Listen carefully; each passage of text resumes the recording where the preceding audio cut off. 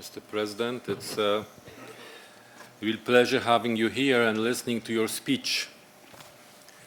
We are pleased with what we have heard, but allow me now taking some time to go through Employers Group agenda, because I believe it's quite relevant to what your Commission is already doing and planning to go further. I believe that employers, and especially Employers Group here in the committee, we know quite well, we have a strong vision what needs to be done. But in the first place, what employers do need is the recognition for their right to undertake economic activity. It has to be fully recognized and fully endorsed, also in political terms in the European Union. To run enterprise, to run business is a privilege, is a responsibility, but it's something good for the society because it provides wealth, provides stability, provides growth and jobs. If we set up this level playing field, I think it will be much easier to go forward. You can always count on our support when it comes to the measures that will promote this approach, and I mean here better regulation, I mean here energy, I mean here trade, and first of all, competitiveness, investments and growth. We welcome your commitment and commitment of your Commission to increase European competitiveness. We have talked too much about Europe being competitive, and we have lost too much competitiveness in many years, last years.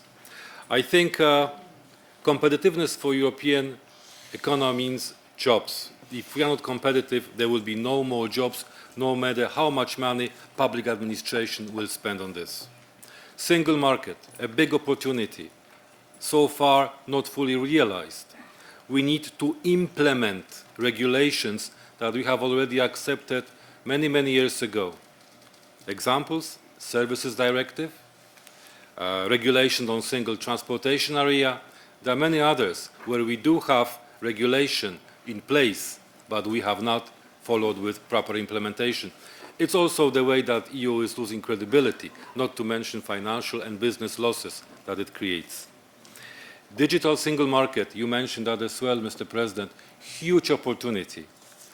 The new industrial revolution that we are seeing right now around us in the world, Europe must become a part of this industrial revolution. We have to make sure, as you rightly pointed out, that we take a European perspective on that, and we take European position instead of having a very diversified and quite often not efficient member state approach.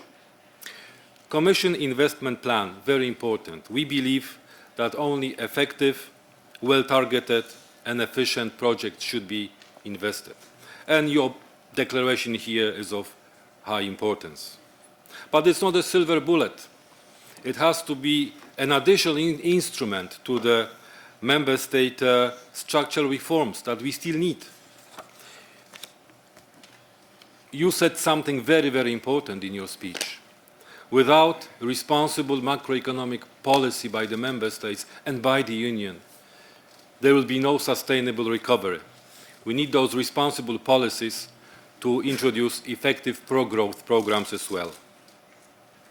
There will be no reindustrialization of Europe if we don't provide enough cheap and reliable energy sources, if we don't provide enough incentive for innovations, if we don't provide enough flexible labor markets and skilled workforce. All of this has to go together. EMU, we are very pleased with the recent preparatory note on better economic governance in the euro area, which you have been one of the co-authors.